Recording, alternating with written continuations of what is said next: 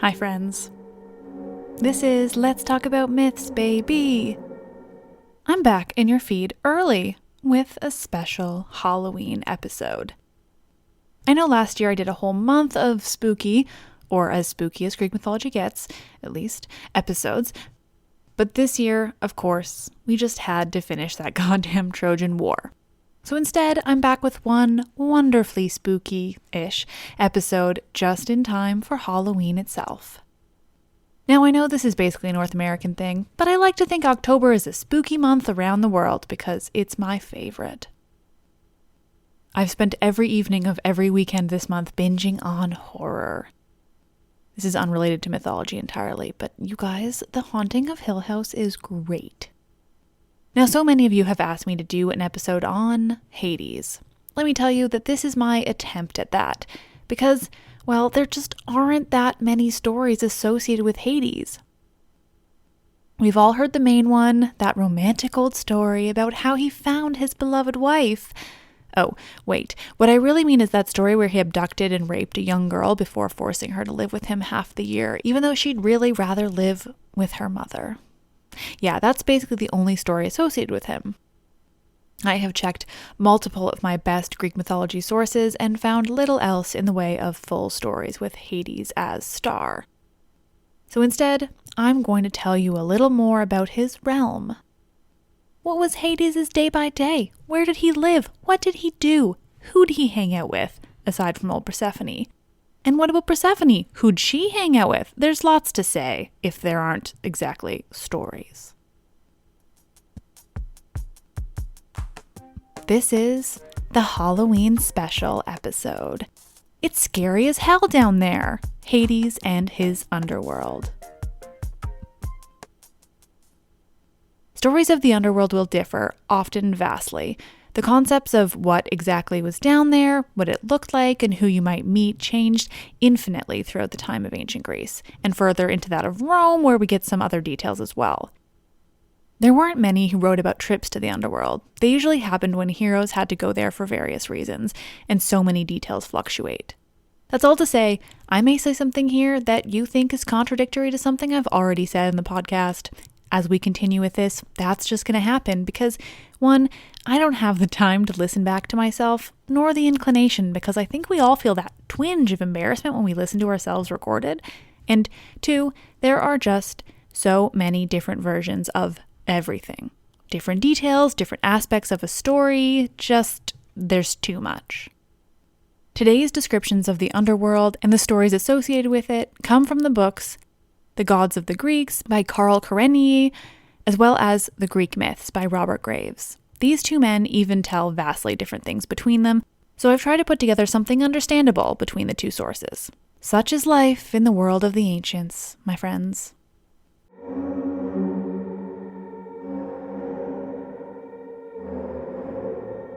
Hades, you'll remember, is one of the Olympians, though he's the only one whose primary residence isn't with his family up on Mount Olympus. Hades resides in the underworld, a place so linked to him that it's frequently referred to by his own name, like in that classic scene in Bring It On.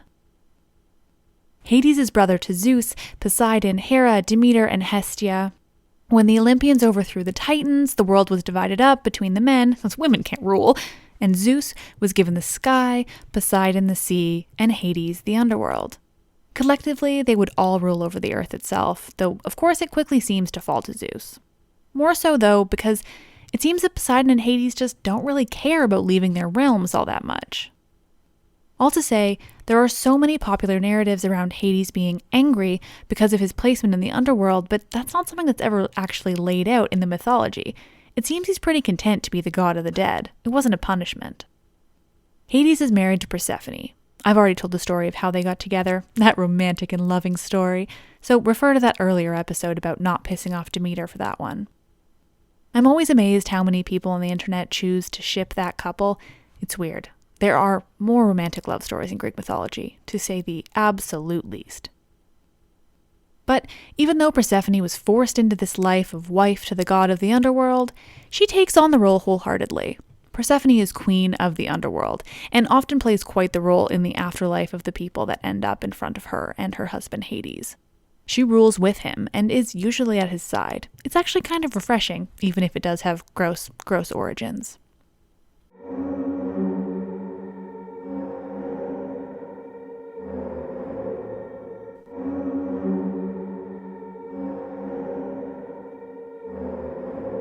Hades doesn't often leave his kingdom of the underworld. He doesn't need to, except for certain business matters. You know those gods, always with their business. It's either business or, well, because he's super horny, because Greek gods are Greek gods, and Hades is Zeus's brother after all. And don't even get me started on their third brother. Good grief, we will get to him.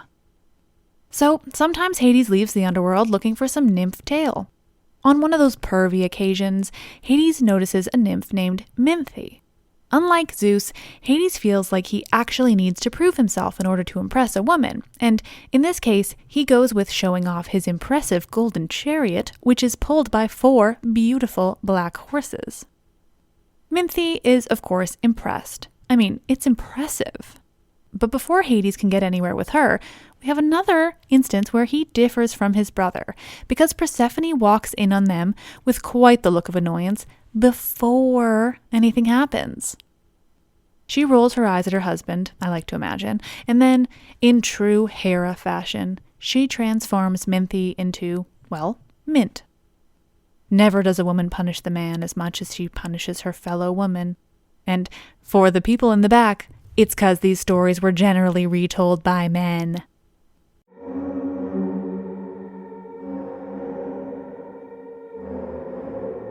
As I mentioned, Hades really doesn't often leave.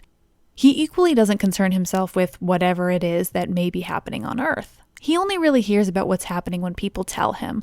Like, if a mortal wants to give Hades a bit of an update on the goings-on, they can hit the Earth super hard and mutter an oath and a curse, and just like that, bam, Hades will have his update.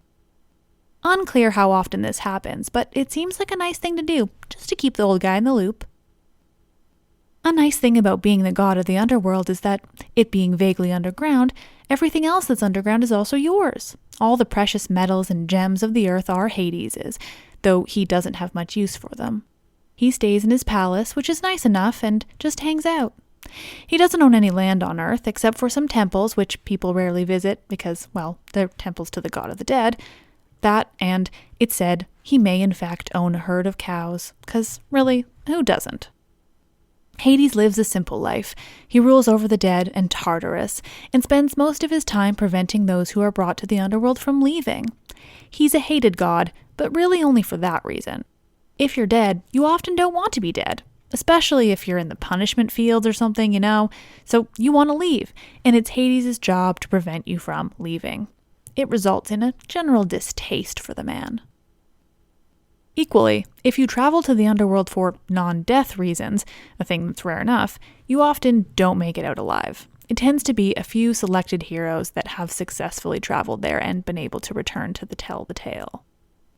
And so, well, Hades is just Hades, just hanging out, keeping you from living, watching as his judges judge and those who require extra special punishment receive it.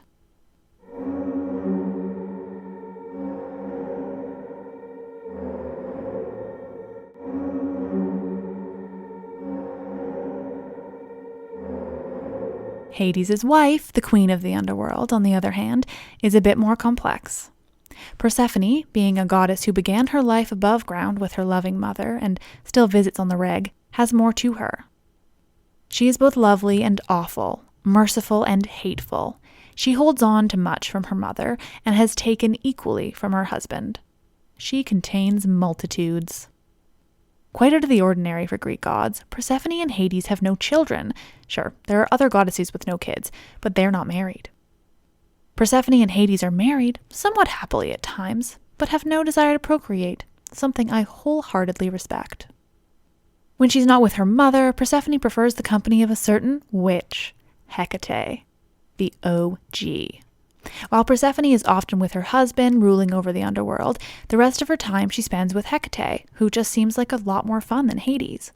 Hecate, you'll recall, is a fucking badass. She's so respected and feared by Zeus that she can, truly, do whatever the fuck she wants. She gets to keep all her incredible power with no one trying to temper anything about her. Fuck Sabrina. I want a buddy comedy starring Persephone and Hecate. That would be fucking awesome.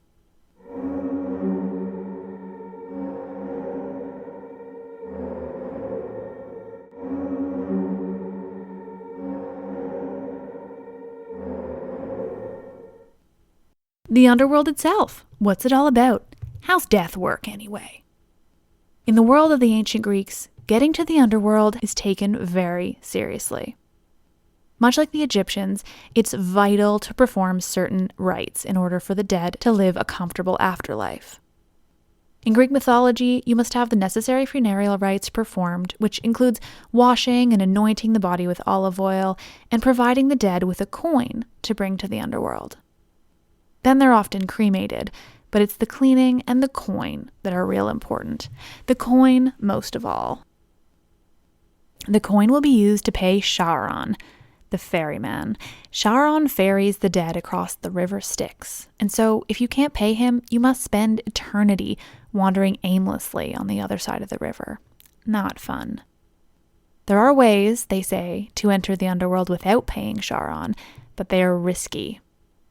There's a back entrance, all hells have a back entrance, but if you're caught sneaking in, then you're really fucked.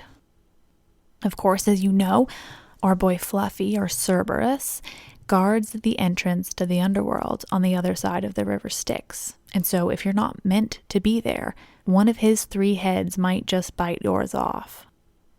There are many regions of Tartarus, the more technical name for the underworld. The first is the Fields of Asphodel, which to me sounds more like something out of The Lord of the Rings than it does Greek mythology, but then Tolkien had many inspirations.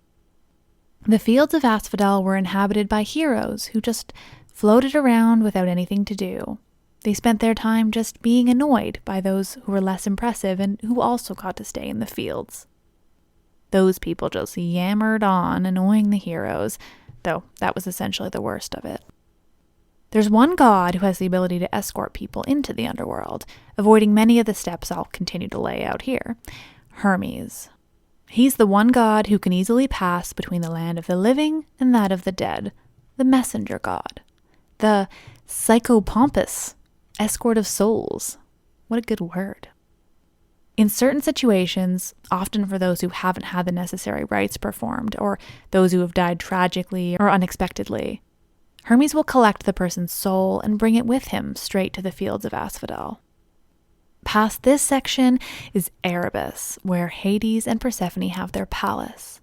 Erebus and Tartarus are also some of my favorite words in Greek mythology. They evoke such wonderful creepiness.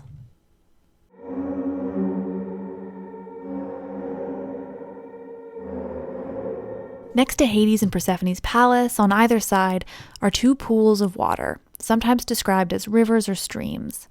Lethe, forgetfulness, which sits next to a white cypress tree, and Mnemosyne, memory. Of course, those prepared for their trip to the underworld will know to drink from Mnemosyne and not Lethe, but there are many who don't know what they're doing or are ill-prepared to be dead, and they'll drink from Lethe, living on in oblivion. Once this act has been performed, all new arrivals to Tartarus are judged. There are 3 judges of the underworld: Minos, Rhadamanthus, and Aeacus. This Minos is the same Minos of Crete, the husband of Pasiphae and stepfather to the Minotaur, father to Ariadne and Phaedra, and generally a dude whose life kind of got away from him. And once he died, he becomes a judge in the world of the dead. Rhadamanthus is also from Crete. He's the brother of Minos. Both were sons of Zeus and Europa, giving them a bit more standing in the world. But Minos was jealous of his brother Rhadamanthus, and he exiled him from Crete. From there, Rhadamanthus traveled to Boeotia, where he met Alcmene, the mother of Heracles, who had become a widow when her husband Amphitryon dies. Rhadamanthus marries Alcmene, becoming stepfather to Heracles. And when he dies, he becomes another of the judges in the underworld with his brother. There, Rhadamanthus judges the Asiatics who were brought into the underworld, though he refers his difficult cases to his brother. Aeacus, the final judge of the underworld, is also the son of Zeus. Iacchus is the son of Zeus and Aegina, the girl that Zeus kidnapped and raped, bringing her finally to a small island off the coast of Athens, which eventually took the name of Aegina. I wanted to visit there to get some beach time in while I was in Athens, but then we got a hurricane and I'm still a little bitter. I never got to swim in the Mediterranean. Iacchus is the father of Peleus, who was of course the father of Achilles himself. It's said that either when Zeus brought Aegina to the island and they had Iacchus, the island was otherwise not populated, or once that happened, Hera kills all the previous occupants on the island. Either way, the island is empty, and Iacchus asks Zeus to populate it. Zeus does this by transforming a colony of ants into people to populate the island. And these were the Myrmidons, whose descendants become the men that Achilles brings with him to fight the Trojan War. Also, just generally another great word and origin, Myrmidons, ants, the most intimidating of bugs. When Iacchus dies, he becomes the final judge in the underworld, and there he judges the Europeans brought to the underworld, but he too refers his tricky cases to Minos. And Minos is just for the tricky cases. His life must be fun.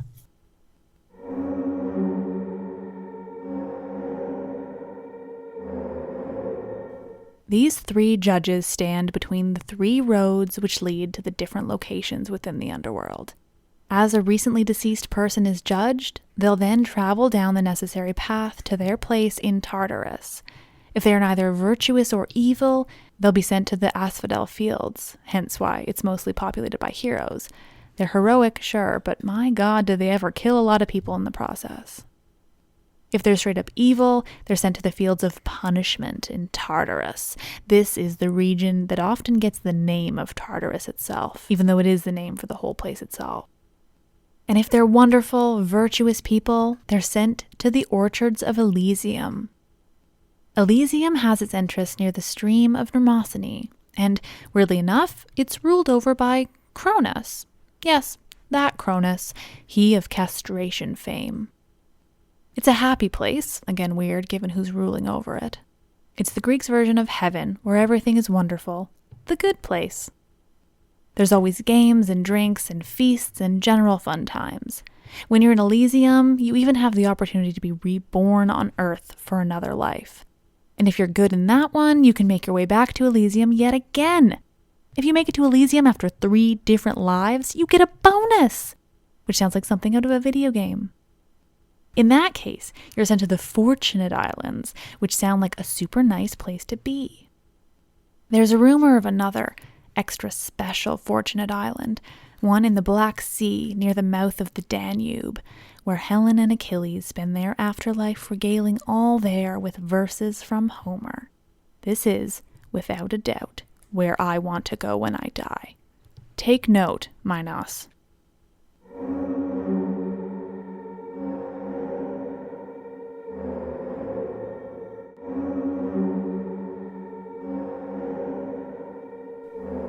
There are 3 more people who play a very important role in the underworld. I've mentioned them before, and I'll mention them many more times. The Erinyes, the Furies, scary, crazy, screeching females. Tisiphone, Alecto, and Megaera. These women live in Erebus, the darkest of dark. They're older than any of the Olympians, born of the fallen blood from the castration of Uranus by his son, Cronus. You all know how much I love that story. The Erinyes' sole purpose is to torment a certain group of shitty people. Did you kill your parents? They're after you. Did you fuck with the guest-host relationship of Xenia? Who will they ever be after you? And what's it like? Well, they'll hound you. Like hounds of hell hound you. Forever. They fly around screeching and flying at you forever. You travel to the next city, they're there. A country away, still there. The Furies are hard fucking core. The Erinyes are often described as crones, creepy old women made creepier by their bat wings, snake hair, and bloodshot eyes. Not exactly the ladies you want following you from place to place, screaming in your face. The Erinyes are so scary, so very troubling, that the Greeks believed that they shouldn't even mention them in conversation, lest you offend one. So, if they needed to be referred to for any reason, they're called the Eumenides instead. This means the kindly ones. It was the Greeks' way of pleasing these women, even if it is an ironic as fuck name. And that's the underworld. It's where you go when you die. It's intricate and detailed, and my God, did the Greeks have some fun ideas. If you can't tell, I think the fucking Arenaways are the coolest things. They're about to figure in really heavily into some stories, and those are the best ones. The fact that they had 3 angry, terrifying women there to punish you when you fucked up is just the best. And so that's the world of the dead, the god of the dead, the goddess of the dead, the king and queen, and where you go when you die.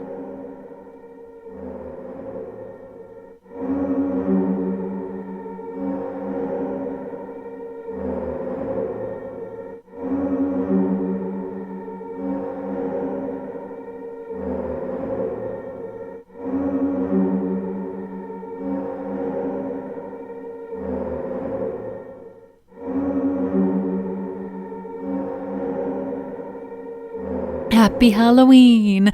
How I love a reason to look into the creepy, dark bits of mythology. Though I desperately wish there were more, the Greeks weren't as morbid a group as many of the other ancients, unfortunately. Even this one, I really wanted it to be creepier, guys. You know how I love Halloween, or if you don't, now you do. But even in the underworld, it's just not that creepy. Thank you all for listening. I'm so happy to be back with you after only a week, and I think you'll be pleasantly surprised with the next time you hear from me. I've got plans. I hope you all have a magical and creepy Halloween. Please watch all the horror movies, namely Scream and Cabin in the Woods, because I will endlessly defend those as the best horror movies there are. Rate and review, follow me, check out my website, all the things. Thank you all for being wonderful. I'm Liv, and I love this spooky shit.